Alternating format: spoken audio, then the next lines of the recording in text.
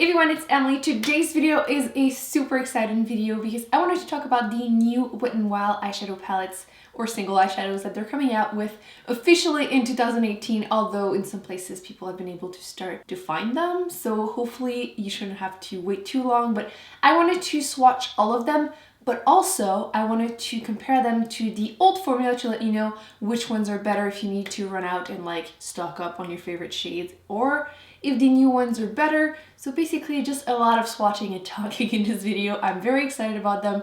I feel like Wet n Wild has like some of the best eyeshadows like ever, drugstore or not. So I was a little wary when I realized that they were reformulating them because why change something that is so good? But I do think there are some really great changes that have been made.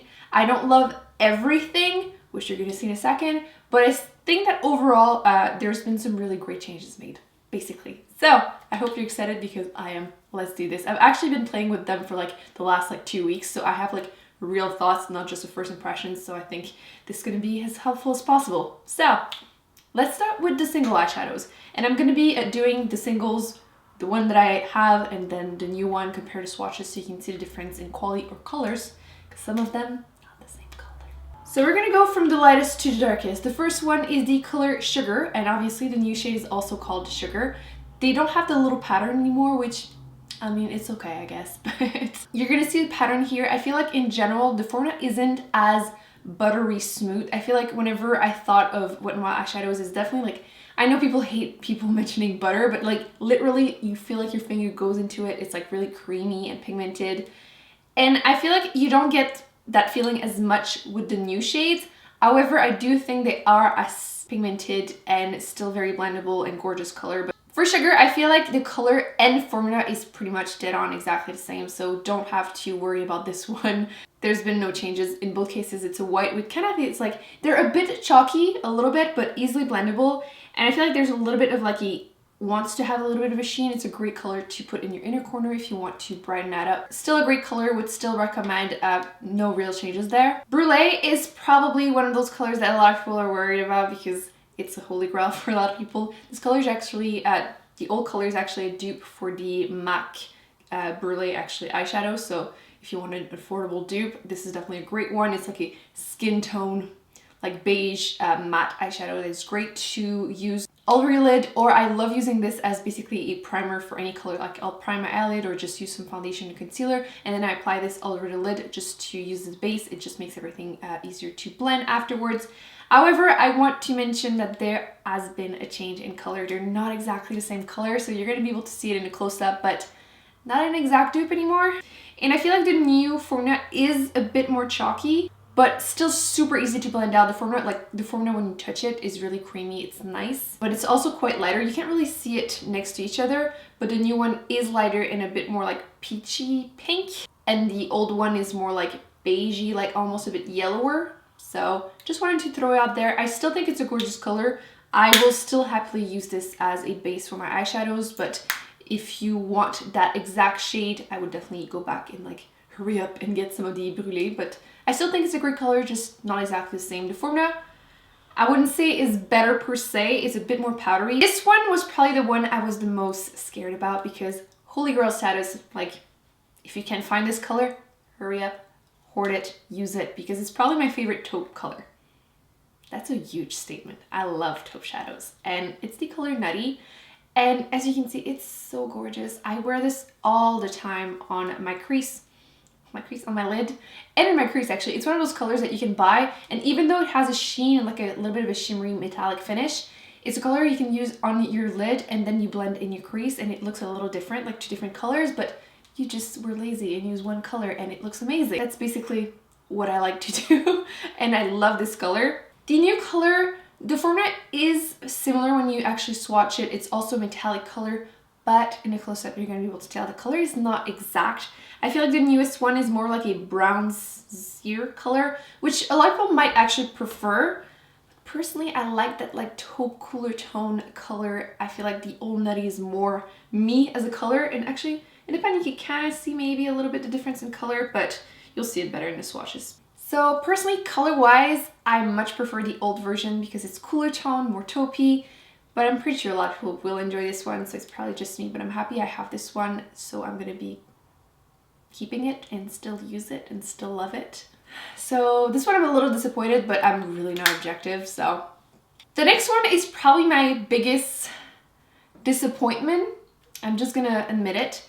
And it's because the color is not at all the same. But it's the same name, so it should be the same, but it's not. Like, why you gotta change things I love so much? Wow, like that's possibly my all-time favorite olive color, like ever, was their single shadow in the color MV. And look how beautiful that is. It's so pigmented, you barely need to touch it, and you get that gorgeous shimmery metallic olive color. But they decided to change it, and they made it this color instead. It's a really pretty color, but once again, I'm super not objective. I just, why change something? Like, look at this. It's so much more blue and like turquoise. And I feel like it's a bit, it's super, super smooth, but I feel like I do have to build it up a little bit more. Nothing dramatic, but just not exactly the same pigmentation. But the color is just so different. Why call it the same? Like, it's not the same. Like, I would have been sad if they had just discontinued this color, but the fact that they named the new one the same thing and they're not the same thing, I think it just like hurts even more. Can you tell? I really love those eyeshadows, so I definitely take these things like very at heart, but I think it's important information to just share. Other color, I unfortunately don't have that color in the old formula, but it's basically a black matte eyeshadow, and I have swatched it in the past, and it's super pigmented and smooth and matte, and the new one is, I believe, the same thing. Mine shattered because traveling with these, very difficult. They do like explode very easily, so be careful with them. But for the price, they're totally worth it. But it's a gorgeous black, super dark matte eyeshadow. It's still blendable though, which I feel like can be very difficult. I find that a lot of black eyeshadows are like either not super pigmented or super pigmented, but in both cases, they don't blend easily. And it's just like, should not shake this actually. So a really, really great black eyeshadow for the price especially. So if you are looking for a great one, I will probably repurchase one when I see a new one, because this one is just going to be way too messy in my drawer, but a really great color. And then the last one in that part of the video is a new addition. I'm like 99% sure, and I am in love. Like, this is such a great color. It's very powdery, but can you tell? Like, look at this. How pretty is this? This one is called Moonchild, and it's like a very deep purpley blue color. There's quite a bit of like black to it. Whenever you swatch it, you can almost like blend it to a like almost blackish look, but if you use your finger and you tap it and just build it up on your lid, or use a black eyeshadow primer underneath, it's gonna pop, and it's gorgeous. So very happy about this one. Would totally recommend it if you're looking for a very deep metallic color like this. Almost forgot one in that section, and this is the color Mesmerized, and this one is a kind of reddish purple color in the pan, but whenever you swatch it, it's definitely not as pigmented. You need to build it up. As you can see, it's a shimmery amethyst, kind of like bronzy purple. It does have quite a bit of like glitter particle, like silver particle in there, so just a warning, there's going to be glitter everywhere if you swatch this, but it's a pretty color. It's definitely not my favorite one though between the other ones. The next section, I'm gonna just put the swatches on the screen because most of these are not good. I'm talking about their glittery colors. They look gorgeous whenever you look at them in the pan, but once you actually end up touching them, you realize that they're not really glitter. There's like jelly, like a gel consistency with particle of glitters, and whenever you swatch them, it's mostly like wet with some glitters in there. There's a few that are more, the ones that are like less glittery definitely are more even, and they do look pretty, but as a whole, I would probably skip most of these. Maybe the like few exception would be Nudecomer and like Toasty. They're probably the best one in this category, but as a whole, I'm not a fan of these unless you want to possibly like add another like loose glitter on top, because they're still probably sticky. You can probably make it work for very affordable, but as a whole, I would probably skip these. Now the real fun starts. They have reformulated and changed, made some pretty big changes on their trios, because they are now quads. So you might know, but I'm a big fan of those trios, especially these two colors. I have, like you can see, they're completely dirty. They've been well loved. There's Walking on Eggshells and Silent Treatment. These two are probably my favorite Wet n Wild colors in general. In both cases, my favorite color in the palette is the eyelid color. It's basically the only color that I use because I didn't love the formula of the other colors. I feel like the brow bone were a little chalky. You can definitely work with them. And the crease colors were like too pigmented and like they were both shimmery or glittery, so I couldn't see myself using them. I prefer something that is a little bit easier to work with and more matte.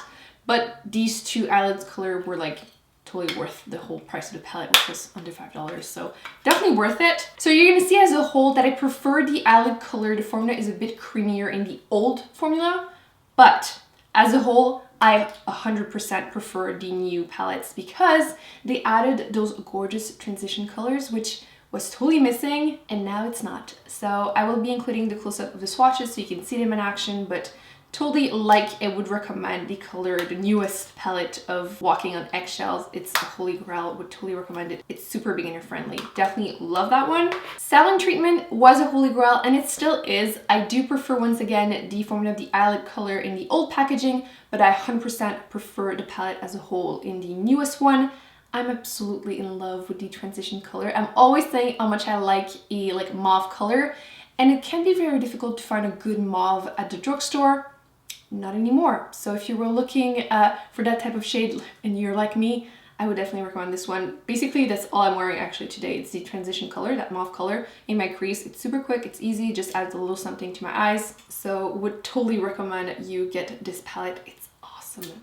Love it. The last palette that I have, the old version and the new one, is Sweet as Candy. And once again, they added a fourth shade, which I think complements the palette very well. So the next three, I believe, are all brand new. I did try to compare with the other ones, but I had nothing that was similar to those, so I'm gonna go through them quickly. You have Lights Out, which is absolutely stunning. I don't feel like I'm gonna wear a lot of the sparkly, glittery black color, but the eyelid shade, and again, the transition color is going to make things very easy to use, but definitely recommend this color if you can see yourself using that eyelid color. Then you have Petalette, which surprised me a lot. I was looking at it, I'm like, it looks pretty, but I don't know if I would use this a lot.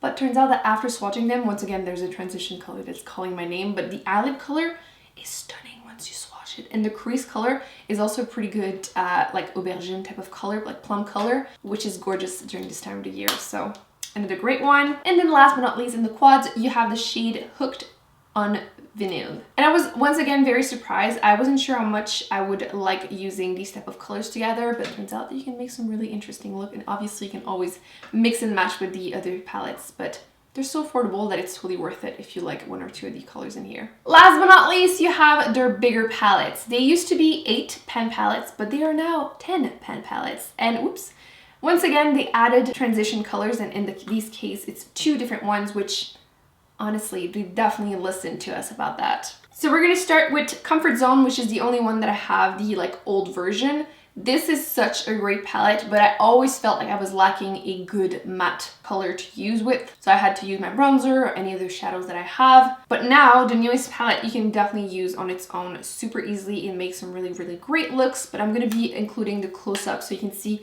which color is which and which one is close to the old version. Then you have Rosé in the Air, which is basically the dupe for Anastasia Beverly Hills Modern Renaissance. I did do a full video and I wore them throughout the day so you can see how they perform. You can even vote in the beginning to see which eye is which. I had so much fun doing that video, so I definitely recommend it. But how gorgeous is this? They're super pigmented, they're blendable. I would be including the close-up so you can see them, but would definitely recommend this palette. The next 2 are probably my least favorite ones. The first one, it's kind of bittersweet because it's probably the one that I could see myself use the most when I would look at it at first. It's the Nude Awakening palette. And as you can see, it's just a bunch of cooler-ish tone neutral colors. And I'm sure a lot of people are looking at this and it's like, wow, it's looking gorgeous.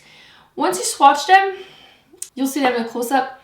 It's very hit and miss. You can definitely work with it, but I feel like this isn't as good as I usually would think Wet n Wild eyeshadow palettes are. I feel like usually their eyeshadows are just better than this, so a little disappointed with it, but I'm still happy with it. You can still definitely work with it, but not on par with the other ones. And then last but not least, you get a really bright, fun palette that I can see myself using during the summer. This one is called Not a Basic Peach, and a few people were mentioning that it kind of reminds them a little bit of the Too Faced Peaches palette. There's 2 different ones, and yes and no. I feel like it's not really a dupe as much as the other one for Modern Renaissance, but if you are looking for something a little peachy, there are a few shades that kind of look a little bit like it. I do feel like, again, this one isn't as perfect as the other one quality-wise. I feel like there's a few shades that I'm a little but overall I still think it's a pretty good palette. So that's it, guys. I hope you enjoyed this quick little overview of the new Wet n Wild palette for 2018. Let me know in the comment section which of these you are the most excited for, because I want to know, because